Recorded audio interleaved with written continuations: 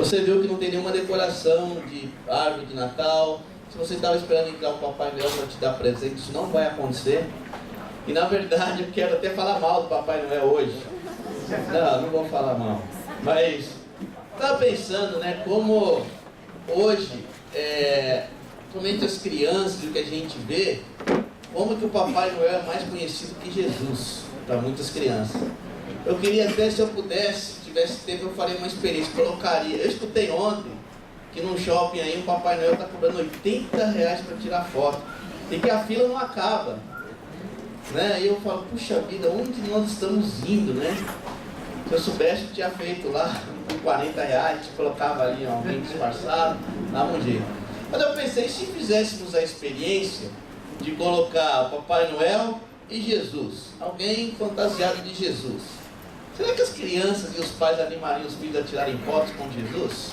Ou a fila seria para Papai Noel? Será que eu seria ignorado num cantinho, né? Aí eu pensei, imagina se então eu comparo Jesus com a Lola, né? Aquele personagem infantil que as crianças conhecem super bem. Peppa, já mudou, tem Lola também. Charlie Lola, olha nossa. É que meu filho já cresceu, então ele já não assiste mais essas coisas. Na época do Nicolas era Teletubbies, né? Era horroroso. Entendi aquilo lá, que parecia mas bom, o foco não é esse falar. Mas a Peppa, isso? Peppa. Eu falo assim, né, irmãos? E eu penso, quanto que nós temos vivido e falado sobre Jesus em nossas vidas? O quanto que nossos filhos têm aprendido a admirar aquele homem que nos salvou de todos os pecados, né? O quanto a mídia também fala, olha a importância de Jesus. Não tem isso, né? Então, se nós cristãos, dizemos que somos cristãos, não somos os primeiros fãs de Jesus, aqueles que falam e que vivem os ensinamentos, porque uma coisa é falar, outra coisa é você viver, nós vamos passar por tempo onde as crianças crescerão sem acreditar em Deus. Falei para você da pesquisa que tem lá na Inglaterra, né? Que a Europa, o Islã tem crescido muito. Você ouviu essa semana que até um brasileiro já se converteu, já queria entrar no grupo terrorista. Então, para você ter uma ideia, né, os ingleses, as crianças acham que Jesus é um jogador de futebol. Elas não têm ideia quem é Jesus. 20% das crianças. E eu fiquei, puxa, isso é horrível, mas eu pensei, e nós aqui no Brasil? Quantas crianças sabem quem é Jesus? Nem nós muitas vezes sabemos quem é Jesus, não sabemos definir. Eu queria propor uma experiência assim para você. Imagina que eu não sei nada sobre Deus, sobre quem é Jesus. Só que nessa época alguns têm falado de Jesus, então eu resolvo entrar numa igreja e pá, topo com você. Aí eu pergunto, quem é Jesus? O que você me falaria? Fale uma característica de Jesus. O que você me... Eu não sei nada, eu estou querendo, eu escutei falar, mas eu entrei na igreja, porque falam que na igreja que fala sobre Jesus, e eu dei de cara com você e eu perguntei, olha, quem é Jesus? Me responda aí em uma característica, em uma frase curta, o que você falaria para mim? É o Salvador, o que mais? Misericordioso. Filho de Deus. Peraí. Pode falar. Você. É o Salvador. Então, irmãos, o que mais? Tem alguma característica aí? O que deu a vida por nós. Filho de Deus vivo. Amigo. Ótimo. Então vamos lá em João 7, 37 a 53. Vamos compartilhar algumas pessoas que não sabiam quem era Jesus. E hoje, depois que eu ler isso aqui, eu vou falar de duas características de Jesus. E aí vamos cantar mais, pensando nele. Que hoje a gente saia daqui adorando a Deus, entendendo quem é Jesus e vivendo o senhorio dele. João 7 fala assim no versículo 37. No último e mais importante dia de festa, Jesus levantou-se e disse em alta voz: se alguém tem sede, venha a mim e beba. Quem crer em mim, como diz a Escritura, do seu interior fluirão rios de água viva. ele estava se referindo a um Espírito que mais tarde receberiam os que nele crescem. Até então o Espírito ainda não tinha sido dado, pois Jesus ainda não fora glorificado. Ouvindo as suas palavras, alguns dentre o povo disseram: certamente este homem é o profeta. E outros disseram: ele é o Cristo. Ainda outros perguntaram: como pode o Cristo vir da Galileia? A Escritura não diz que o Cristo virá da descendência de Davi, da cidade de Belém, onde viveu Davi? Assim o povo ficou dividido por causa de Jesus. Alguns queriam prendê-lo, mas ninguém lhes pôs a mão. Finalmente, os guardas do templo voltaram ao chefe dos sacerdotes e aos fariseus, os quais lhe perguntaram: por que vocês não o trouxeram? Ninguém jamais falou da maneira como esse homem fala, declararam os guardas. Será que vocês também foram enganados? Perguntaram os fariseus. Por acaso alguém das autoridades ou dos fariseus creu nele? Não, mas essa ralé, que nada entende da lei, é maldita. Nicodemos, um deles, que antes tinha procurado Jesus, perguntou-lhes: a nossa lei condena alguém sem primeiro ouvi-lo para saber o que ele está fazendo? Eles responderam: você também é da Galileia? Verifique e descobrirá que da Galileia não surge profeta. Então cada um foi para a sua casa. É interessante pensar em João 7, que eu compartilhei isso no bate-papo, no bate-papo que eu estava fazendo, que era interessante porque Jesus, ele vai no dia da festa, o dia mais importante. A maioria aqui tem muitos que são do interior, não? Quantos são do interior aí? Levanta a mão. Mas não tantos. Tem alguns aí que estão assim. Já foram para o interior, né? Isso é verdade. Muitos já foram para o interior, para viajar. Mas quando tem festa num lugar, principalmente no interior, né? Todo mundo vai, né? Assim, uma festa mais importante da cidade.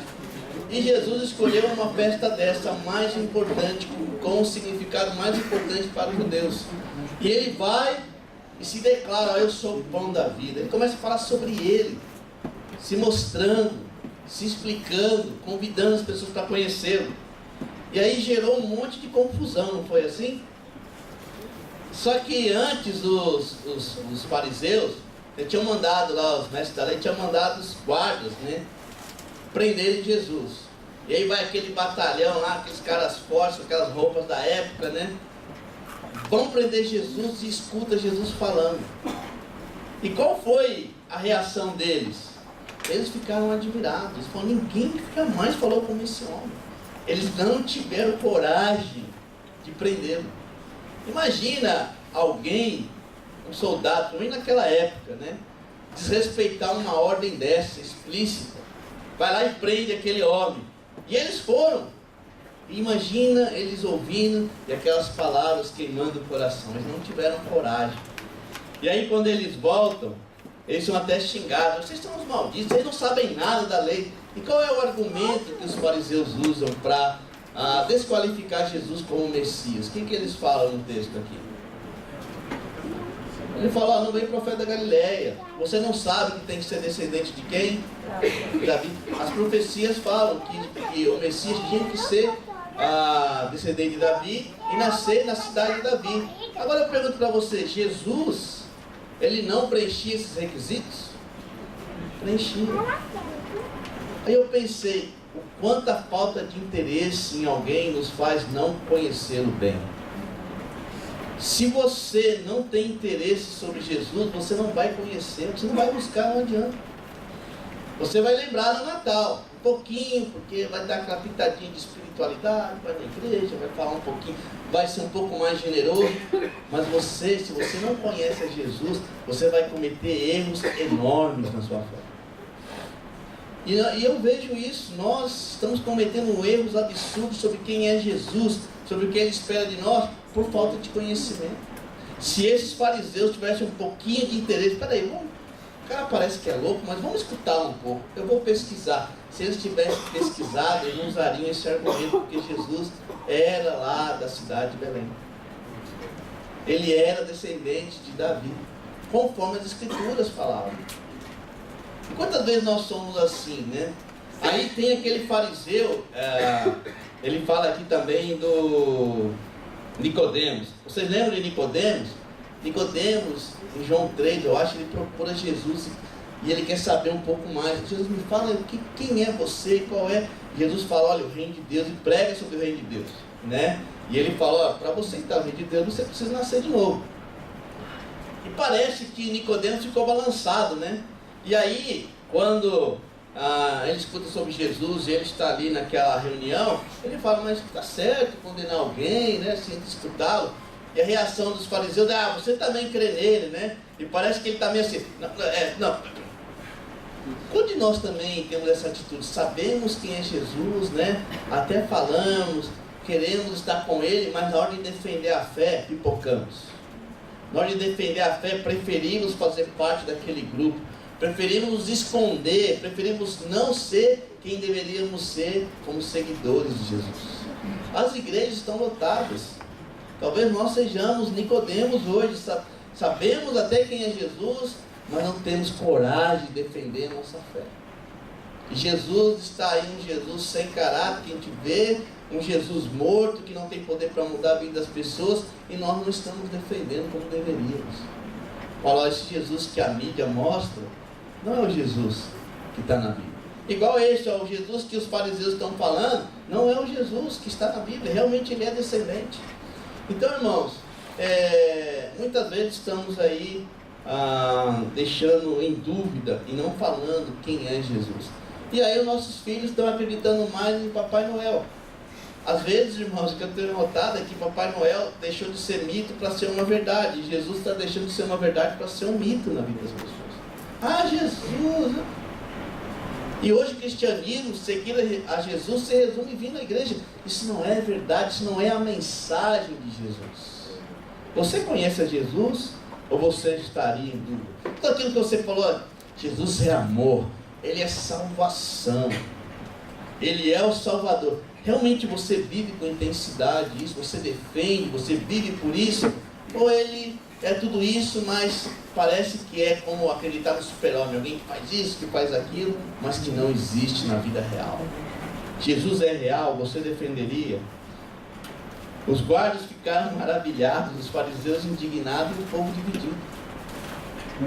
Quem é Jesus para nós hoje? Bom, e as escrituras falam quem é Jesus. Vamos lá em Isaías 7,14.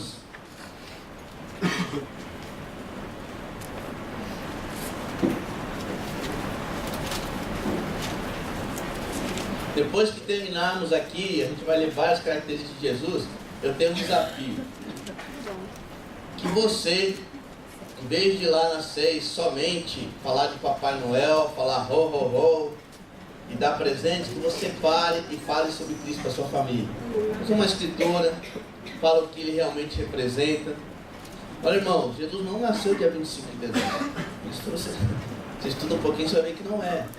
Mas tudo bem, já que todo mundo, né, vamos usar isso para falar sobre Cristo. Então fala do propósito, tenha coragem. Não é uma pregação de 2 horas, fala alguma coisa do seu coração sobre Cristo. E eu acho que isso vai dar um tom diferente no Natal. Isaías 7,14 fala assim: por isso o Senhor mesmo lhe dará um sinal. A virgem ficará grávida e dará à luz a um filho, e o chamará Emanuel. Você sabe o que significa o nome Emanuel? Deus conosco. Imagina que a Bíblia fala: Jesus é Deus e estará entre vocês. Sabe, será que nós olhamos Jesus como Deus, o Criador, aquele que está entre nós? Isaías 9,6 fala: porque um menino nos nasceu, um filho nos foi dado, e o governo está sobre seus ombros.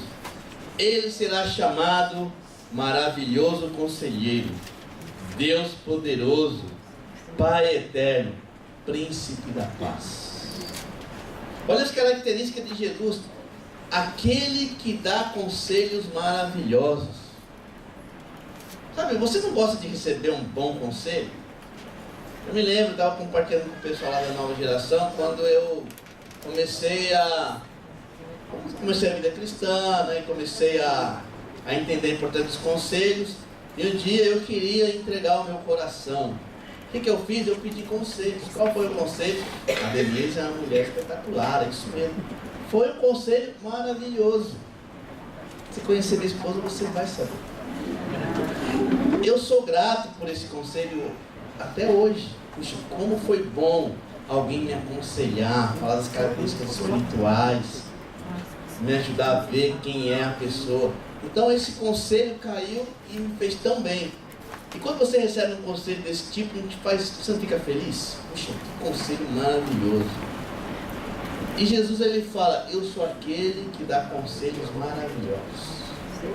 Quanto nós temos apreciado desse maravilhoso conselheiro?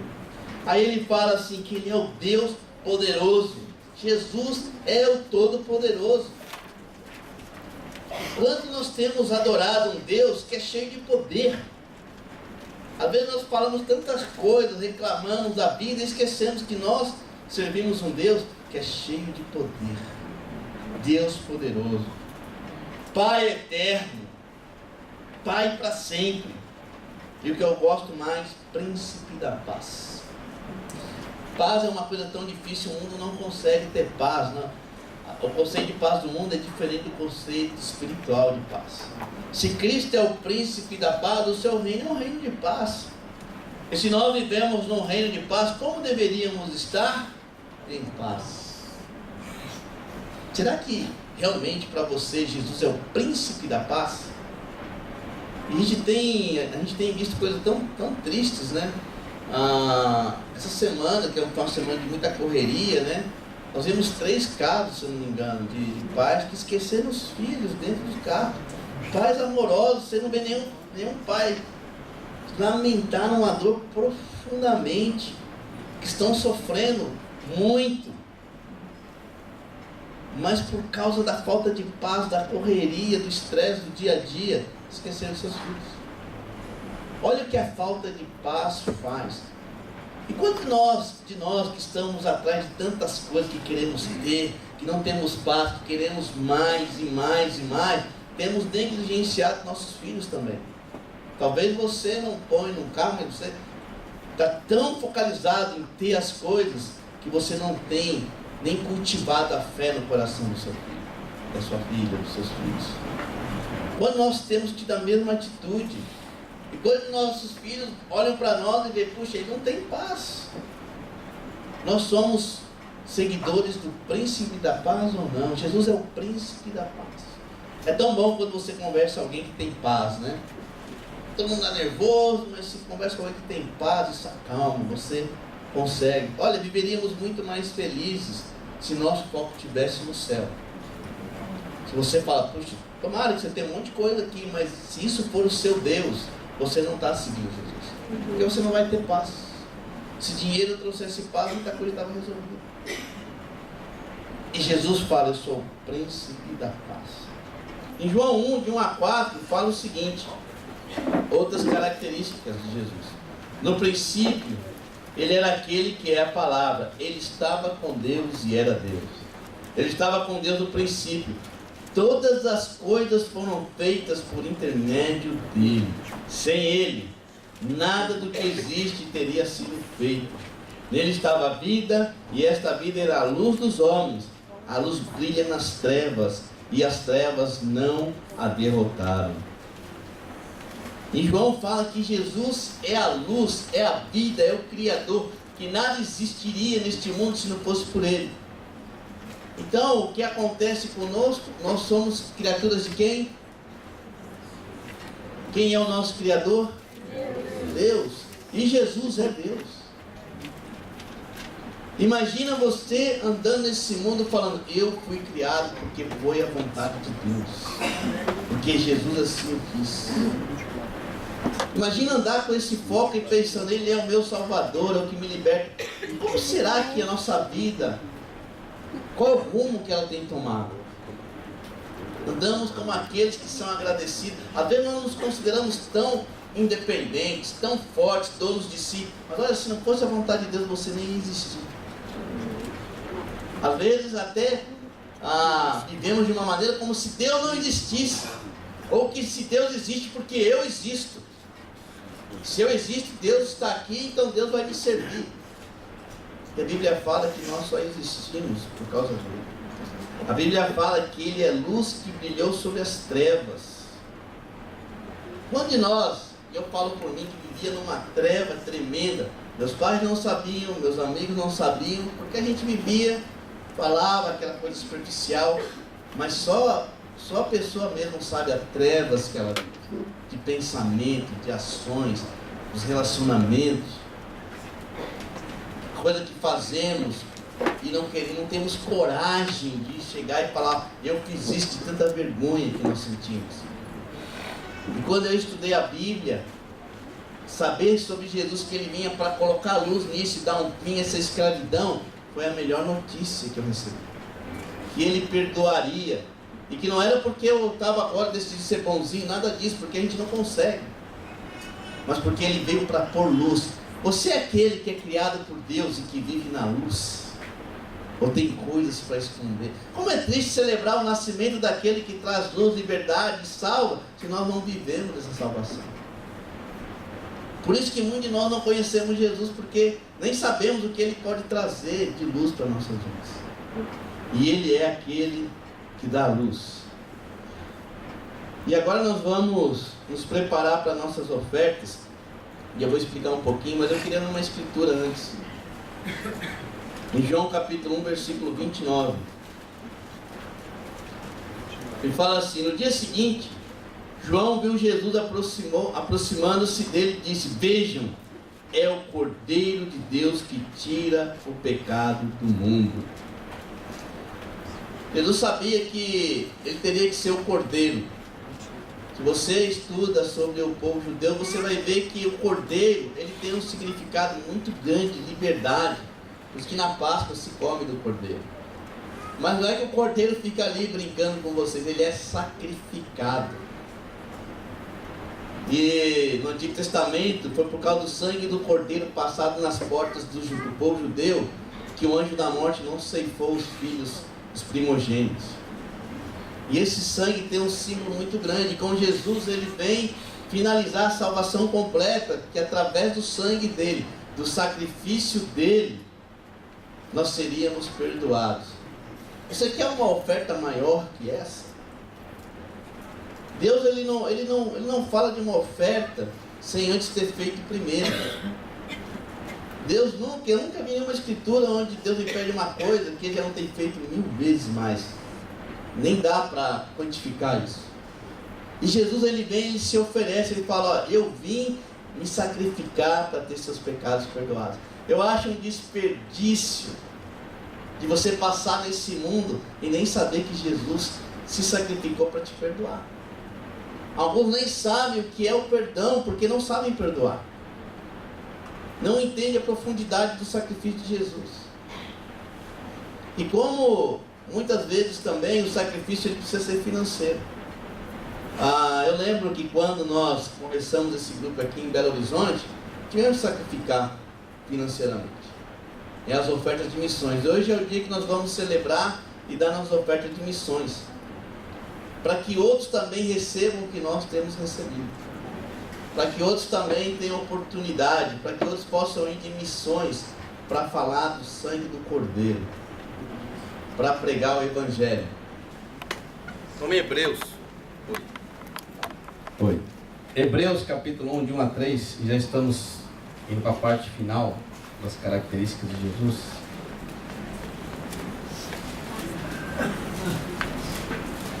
Há muito tempo Deus falou muitas vezes e de várias maneiras aos nossos antepassados por meio dos profetas, mas nesses últimos dias falou-nos por meio do Filho, a quem constituiu herdeiro de todas as coisas e por meio de quem fez o universo. O Filho é o resplendor da glória de Deus e a expressão exata do seu ser, sustentando todas as coisas por sua palavra poderosa. Depois de ter realizado a purificação dos pecados, ele se assentou à direita da majestade nas alturas.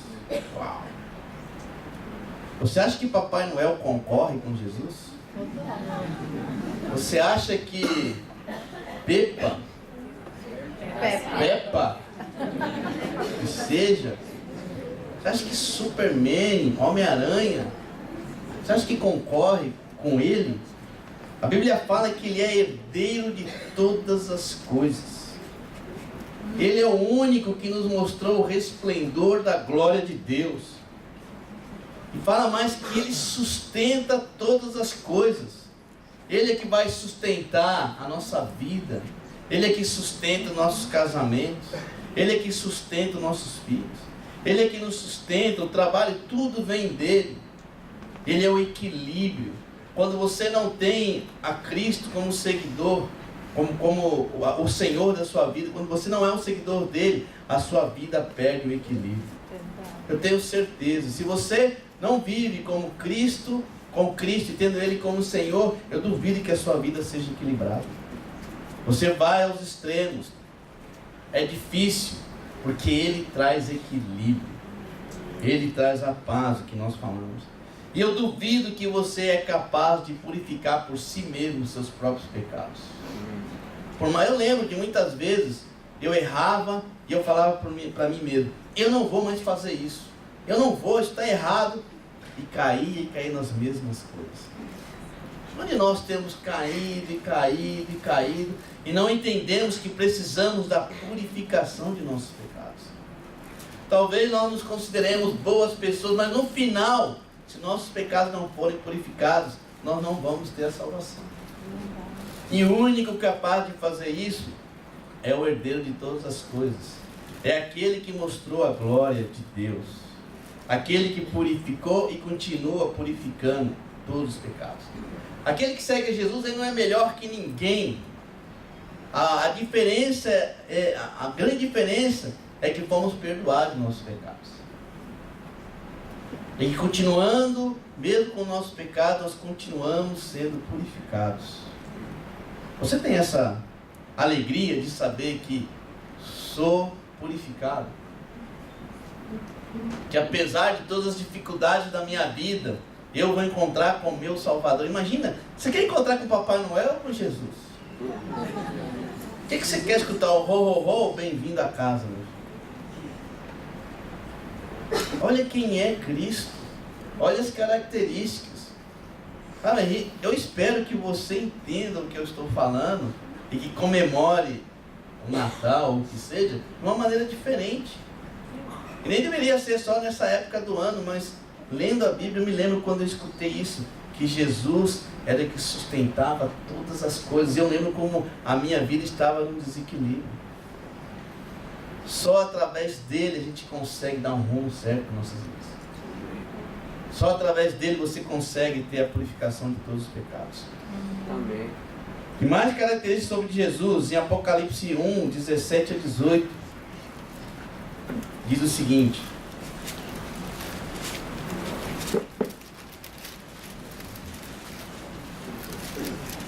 quando vi, caí aos seus pés como morto. Então ele colocou sua mão direita sobre mim e disse: não tenha medo. Eu sou o primeiro e o último. Sou aquele que vive. Estive morto, mas agora estou vivo para todo sempre. E tenho as chaves da morte e do Hades. Olha o que Jesus é. Sabe, eu quero falar isso para você, ó, não tenha medo. Às vezes vivemos com medo de ter relacionamento com Cristo, de entregar nossas vidas, de colocar a vida na luz. O que ele está falando? Não tenha medo. Eu estive morto, mas agora estou vivo. Nós não estamos falando de uma lenda, de um mito, estamos falando de algo vivo.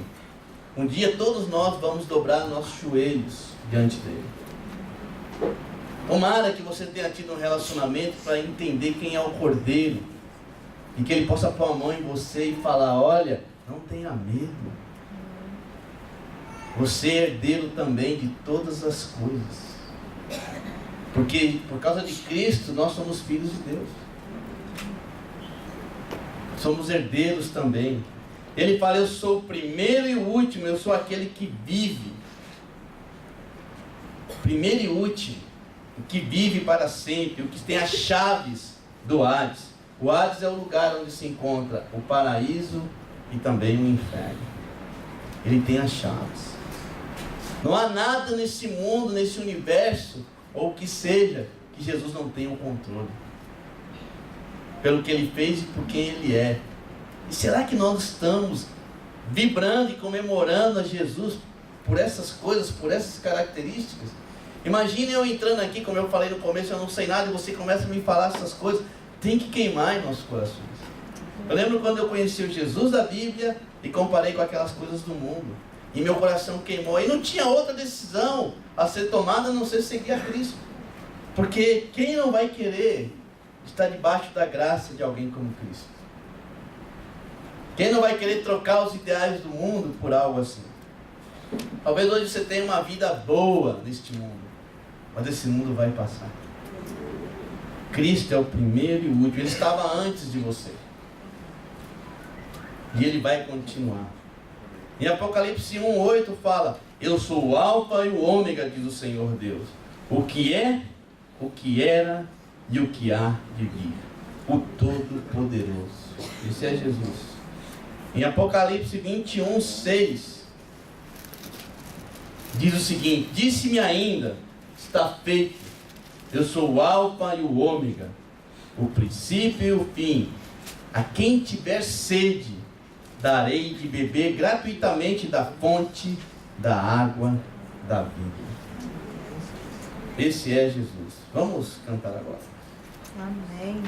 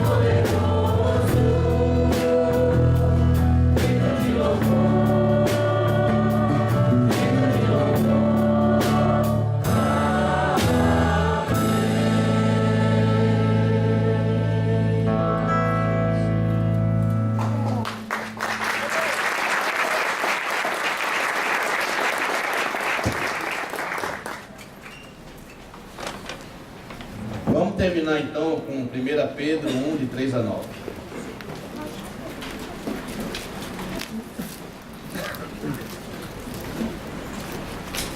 Bendito seja o Deus e Pai do nosso Senhor Jesus Cristo.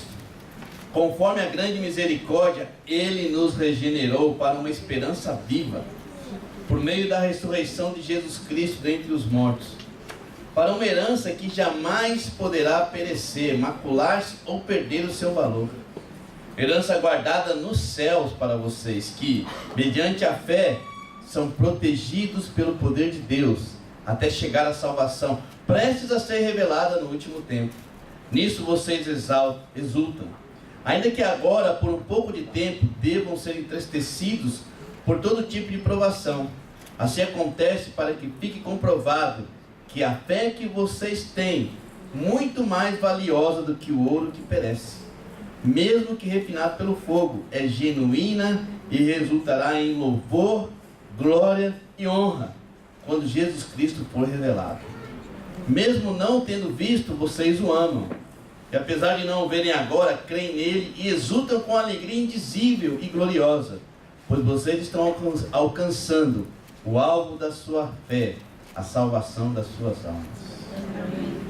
Então, irmãos, para a gente lembrar sempre, só por causa de Cristo é que nós somos regenerados.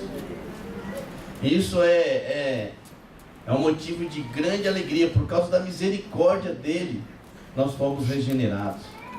Por ser regenerados, nós temos o quê? Uma esperança viva. Não é algo que passa, não é algo que você vem num culto e sente algo muito legal e depois volta a ser a mesma coisa. É uma esperança viva. Fala que a nossa fé é valiosa. Se tem algo mais valioso, não é o seu carro, não é a sua conta, não é a sua casa, não é seu relógio, não é nada. É a sua fé. A fé é valiosa. E a fé, ela será provada. Ele fala, ainda que você sofra, a sua fé vai valer a pena. O quanto nós temos fé, o quanto nós cuidamos de nossa fé como preciosa. A fé no Cordeiro, a fé em Jesus. O quanto nós estamos nos encorajando por essas coisas. O quanto estamos rejeitando o pecado, porque a nossa fé é valiosa. Não trocamos por nada. Não vendemos nossa fé, não negociamos, porque ela é valiosa. Ele fala, por causa do amor de Jesus, nós temos o privilégio de amar Jesus. Você ama de fato.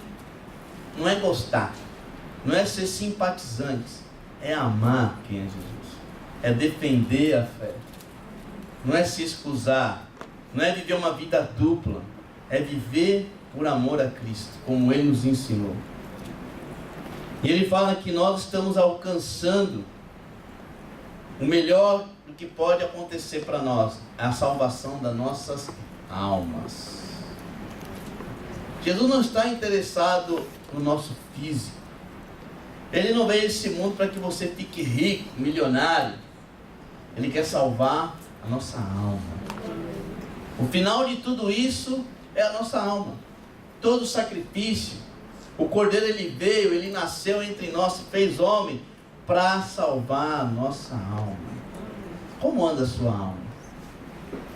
Ela está segura, ancorada em Jesus? Ou ela está aflita, cheia de conflitos? Ou você nem sabe o que vai acontecer com ela? Fé em que você tem? E aqui fala que vai resultar em grande alegria a salvação das nossas almas.